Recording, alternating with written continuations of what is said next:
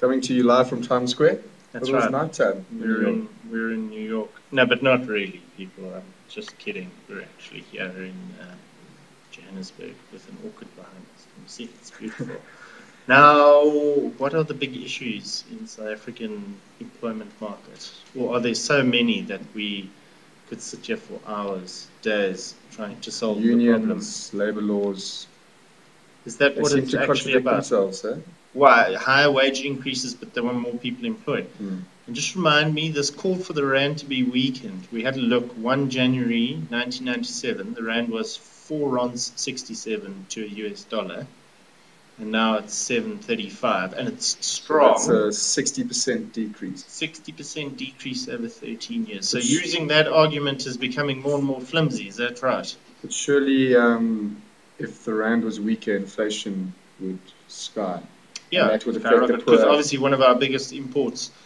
But this is the whole question. Do the unions actually care about the poor, or is it just those that are employed? And that nobody wants to cross that boundary. Ooh, so we're crossing the boundary here. What is your solution? Because mine is very simple. Why don't we do kind of post-depression America and employ the hundreds of thousands of unemployed people to work on these big infrastructural projects and actually use manual labor to build our infrastructure. And you think that's housing. a sustainable solution? Because No, once that infrastructure is built... Yeah, once the infrastructure is built, and then it ordinarily, I mean, in the case of Brazil, if they had a better infrastructure, it would apparently add 2% to their GDP. But where's that money going to come from?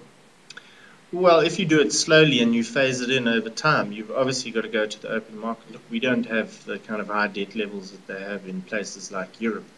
But, you know, that's where it could possibly come from. And you would want to run a slightly higher deficit whilst you're kind of getting all this together, because then the higher growth you'll receive in return will be able to pay for that. So, I don't know, these look like long-term solutions that need to be bashed out, and no doubt this is what goes through government's mind all day long. Do we have anything else, or is that just the most important thing? We're solving the world's problems. We're solving the world's problems right here, over and out.